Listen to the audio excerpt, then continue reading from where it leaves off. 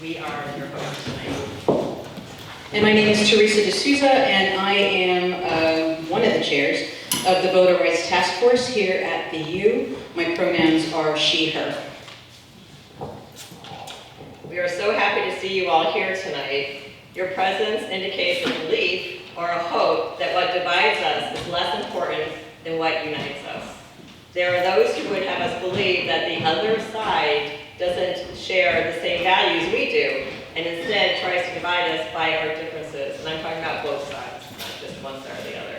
But the truth is we are bound together even more strongly by our values and beliefs, which has been my experience in talking to folks from other parts of it. The essential problem is the failure to communicate. Braver Angels was founded to help bridge that divide and teach us how to communicate with those with whom we disagree. They are leaders in the movement to bridge this partisan divide. They believe, and we believe, that the American experiment can thrive, but only if we, as citizens, contribute to the effort and communicate and work with each other actively. So tonight we welcome Cindy Mullock, the New Jersey State Coordinator of Braver Angels. And you have a very, very long resume, so I'm just going to touch on one thing that I thought was interesting.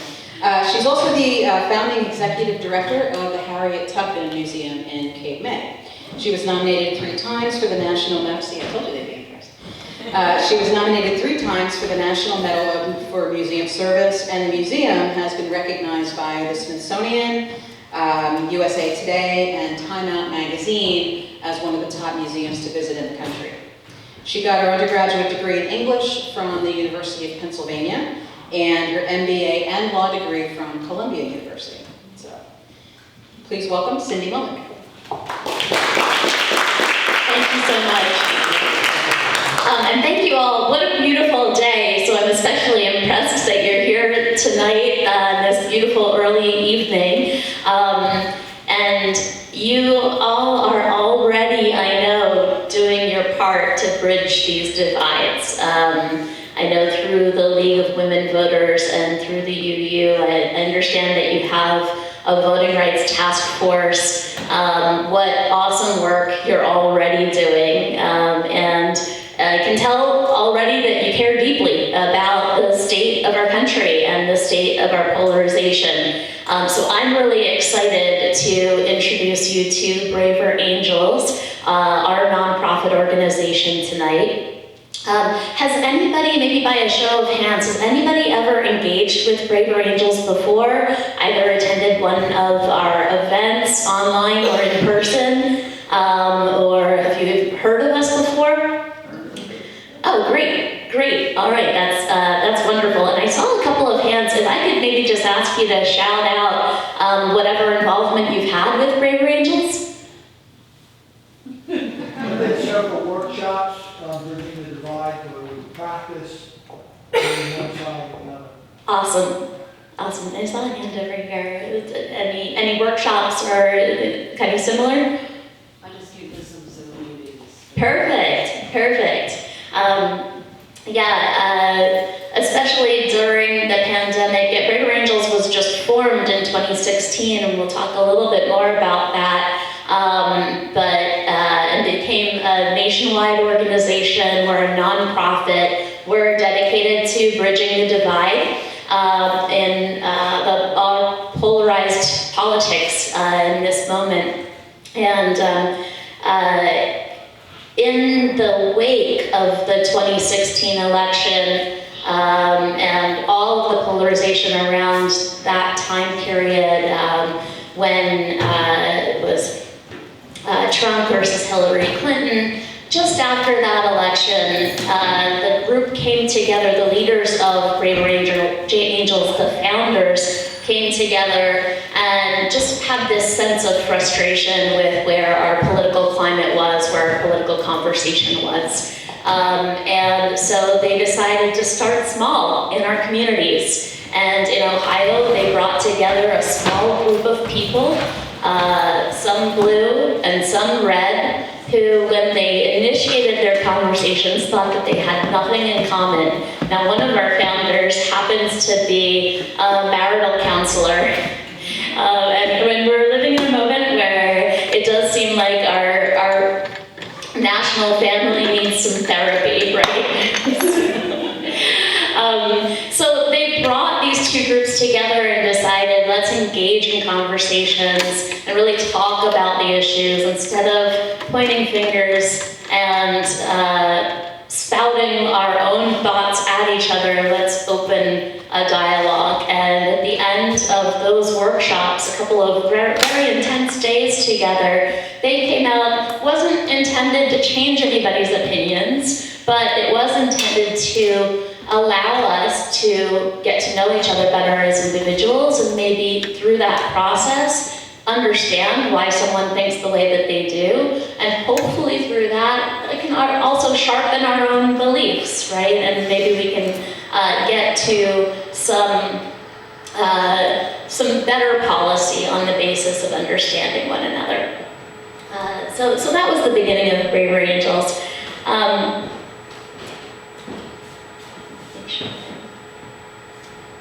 Keeping up with the slides here. So again, I'm just really grateful to the League of Women Voters and the UU, one, for all of the work that you're doing already, but two, for opening up this conversation. I am Cindy Mullock. I'm our state coordinator for the state of New Jersey for Braver Angels, and we are growing. We're growing fast. We would love to have more volunteers and more members and more connectivity with Montclair and Essex County.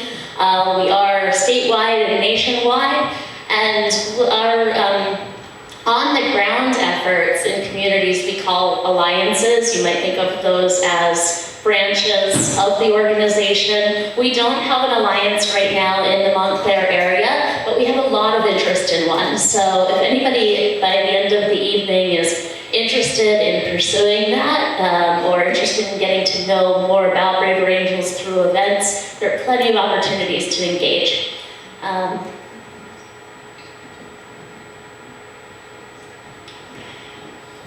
So Braver Angels, the name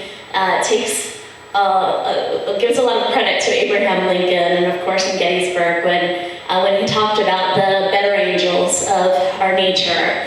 And we thought, well, this is also a moment for us to have a lot of courage and be brave. And he famously said once, "I do not like that man. I must get to know him better." And what encouraging words for our time, right? How many people have had a difficult conversation around politics in the last couple of years, just by show of hands? and they're getting more difficult, right? Whether it's in a working environment, or I see multiple hands. How many limbs do we have to raise, right? Whether it's at the Thanksgiving dinner table with our families, we've heard so many stories of friendships where people feel disowned or unfriended through social media with people that they care about. And now I'd love for you to think back to a time, and if you're lucky, it's current, but maybe it was a decade or 2 decades ago, and someone important in your life, a friend, a family member, who might have been the polar opposite of you in terms of politics, but who you really engaged with, and who, I had some friendships in my life where we happened to really sharpen each other. They thought very differently from me on the political spectrum, but actually often appreciated those conversations because they gave me a different perspective. Can you think, and show me a hand if you can you think of a person in your life, whether it's right now or whether it's even 20 years ago, that you had that kind of a connection with? And how many of us have felt a sense of loss of that kind of connection more recently? Yeah, I tend to think I had a lot of these kinds of relationships through, whether it was college, or I'm a lawyer by background, so through law school, etc., 10, 15 years ago, and unique today.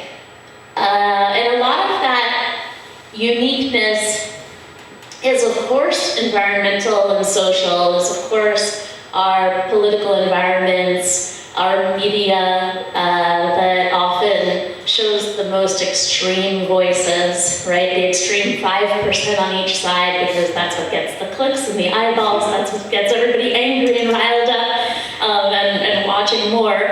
And social media and a lot of that extreme 5% on each side engaging in the dialogue, and a lot of us, 85% in the middle, saying, I don't want to engage in that because there's no winning. And so I think what we're perceiving is a lot of noise around the extremes, and a bit of a gap in the middle, in the very large majority of people who consider themselves somewhere in between. And by polling through Braver Angels, say about 87% of people consider themselves somewhere in between.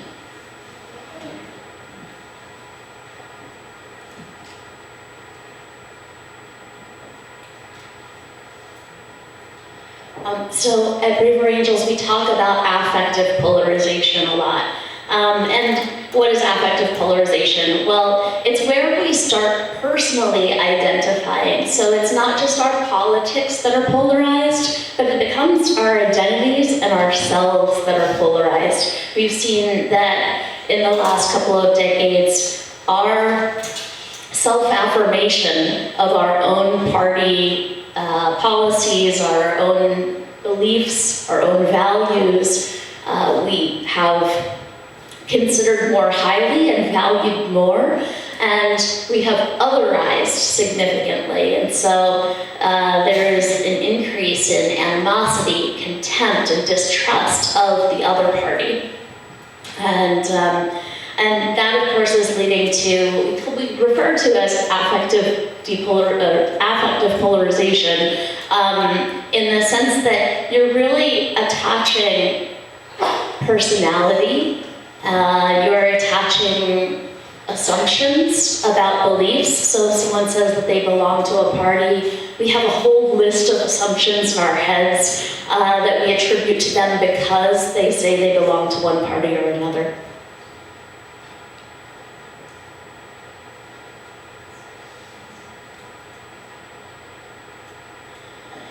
And that has brought us to a place where we're willing to do anything to defeat the other party because we have identified with it and internalized it so completely that we may even see ourselves go against our own values, against our own integrity in order to win. And we're seeing this not only in constituencies and among voters, we're seeing this by politicians as well.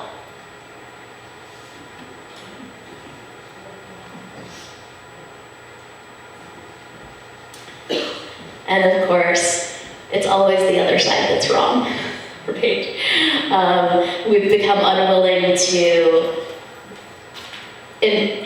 think comprehensively about our own engagement in the situation, whether we had any fault, whether we are being open. And we have some workshops specific to this unwillingness to admit our faults. And I think that they're really an incredible introduction to Braver Angels. One is depolarizing within, because before we can go out and assume that we're going to depolarize the rest of the world, we have to do some internal work, right, on recognizing where our own assumptions lie, where our own polarization exists, and also just some of the language that we use that we might not recognize can be inflammatory to people who hold different beliefs. We start cross-talking and talking at odds with one another just on the basis of the word choice.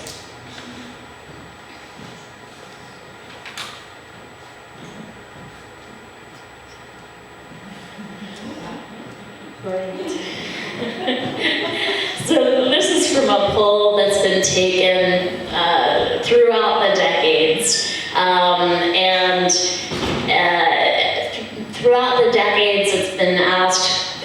would you be unhappy if your child married someone of the opposite political party? If someone of the opposite political party were to join your family? And in 1960, less than 5% of people expressed that they would be unhappy. But more recently, it's been 35% for reds and 45% for blues. And so if we can't think about integrating even within our own families from political perspectives, it becomes increasingly more difficult to integrate and depolarize in the rest of the world outside of our own families. This also means, of course, and we know, we hear about echo chambers, that we're living in silos, that we're selecting news sources based on whether they agree and are going to continue to support the ideologies that we already bring to bear as we watch. And so even in selecting our spaces, our friends, our family members, our future family members, we can see a lot of this continuing polarization. But the good news is that we do have more in common than we think. And in that continued polling through Braver Angels, 72% of people said that they believe that we have more in common than we think. So there is this vast majority of the country that still believes that we have more in common than what divides us. And when it comes down, a lot of times when we think of politics, we think of these big national pieces of legislation or national priorities. But really when it comes down to civic engagement at a municipal level, a lot of people want to get that pothole filled, right? A lot of people want to see progress in individual communities, but we have fewer and fewer ways of connecting at the civic level. And I'm preaching to the choir here in the UU, because you're here. This is civic engagement. This is amazing to bring this community together, but we're seeing less and less of it. And that's been, for decades. You can talk about Robert Putnam going back to bowling alone. More and more, we are kind of siloed in terms of how we're living. Not as many multi-generational households anymore, and people kind of going into their own spaces. We think we don't have as much in common because we don't have as many of these spaces for civic engagement. So that brings us to Braver Angels' mission. We bring Americans together to bridge this partisan divide and to strengthen our democratic republic. And we're hoping that you will join us in that endeavor.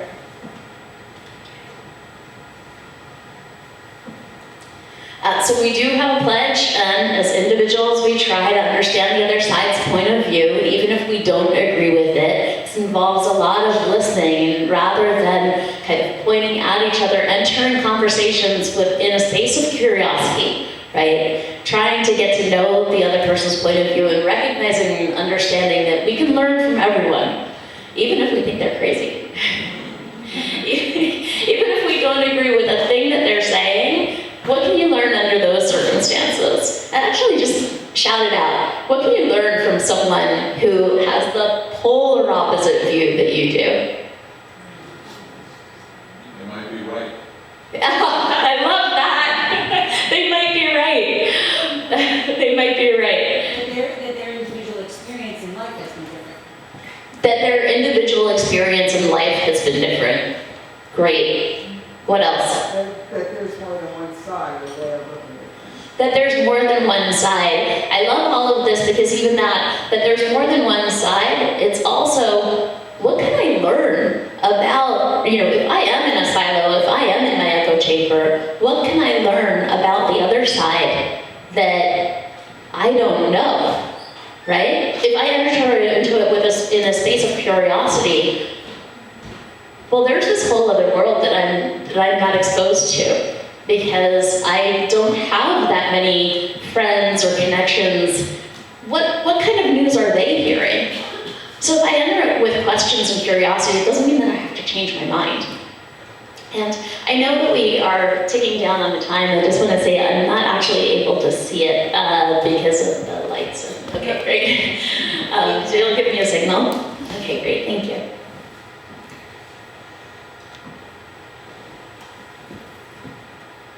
So in our communities, we engage those we disagree with, looking for common ground and ways to work together. And that's a challenge, right? And if we all think of it as a challenge and enter it with curiosity, and if the goal is to be able to work together and find common ground, we enter into our conversations in a completely different way. In that sense, I'm not trying to convince you that my side is right. I'm trying to understand what your thought process is. I'm trying to understand who else you might represent with that thought process. And I'm trying to see where we connect. And this seems to be a much more auspicious space for actually getting anything done, right? For actually governing, for actually moving our country forward, and for finding any progress.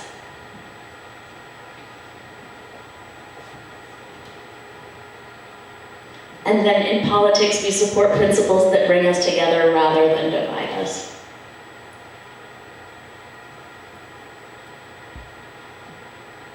And then we have a rule. At every level of our organization, red and blue leaders are equally represented. So everybody feels that they have a home, everybody feels that they have a space. Independents as well.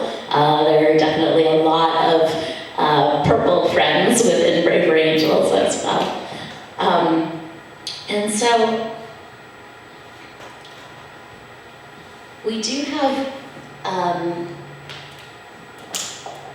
we do have some workshops and skills raising awareness courses on race, ethnicity, social and economic class as well. We constantly strive to be an organization that reflects the country that we seek to serve. So we want to be representative of the entire country and invite everyone in so that they feel that they're part of building that organization and building bridges across communities. We have a number of other workshops. We have longer form red and blue workshops where over the course of a couple of days, people engage with each other. Some of those, it's generally 6 hours, so those can be held in one day with 2 sessions of 3 hours each, or they can be held across a weekend and a session on each day. And those are formulated to follow some of that initial guidance from 2016, those initial workshops, small form that contributed to creating and founding the organization.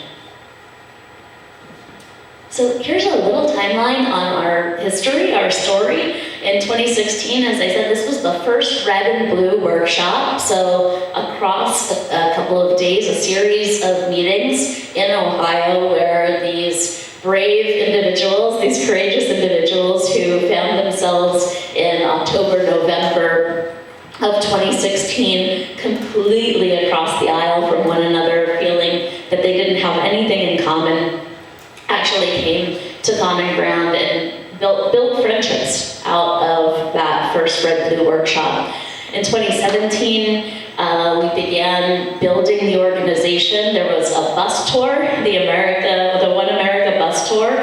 There were skills training workshops, and the training of our first cohort of moderators. We have moderators in every state across the country.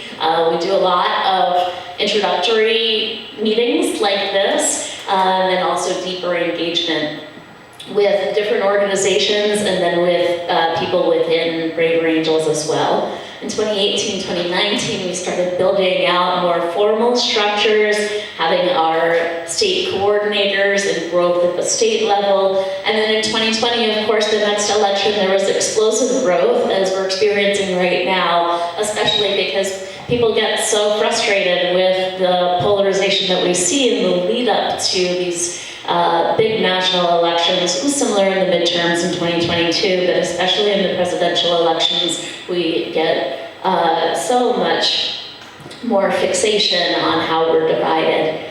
And then from 2021 forward to now, we've had this rising profile through our media exposure and also just word of mouth. A lot of people coming together because they really appreciated a workshop that they went to or attended and brought it to different organizations within their own communities in the hopes of being more actively engaged. So here are just some of the workshops that we have. We have the Red Blue workshop that I mentioned as a little longer form, Common Ground workshops, and we do a lot of skills training workshops. And actually, if you go to our site, braverangels.org, you can find a lot of material online. So we do a lot of workshops in person, but we also do a lot through Zoom. We do a lot of virtual activity, and then there are a lot of trainings and moderator trainings, ambassador trainings that you can do in your own time, skills trainings that you can go at your own pace, and all of it is free. It's $25 for a membership, but there's a lot of free material. And of course, we encourage everybody to become members, but there's a lot of these workshops, we make sure that they're accessible to everyone. I mentioned Depolarizing Within, which I think is a great starting place for a lot of people. And again, really kind of turns us inward, makes us a little bit more introspective about how we've been engaging and how we may have some work to do in our own internal depolarization in order to really be good listeners outward. We have Families and Politics, Depolarizing Conversations about Race. There are Braver Angels debates, one-on-one conversations, and then we have a lot of events and workshops around specific topics as well. They might be presenting both sides of issues such as abortion and reproductive rights, and a number of other issues. And certainly right now, as we're seeing all of the campus activity, a lot of engagement around both sides of the Israel-Palestine, Gaza war, and also a lot of how people have been responding to that.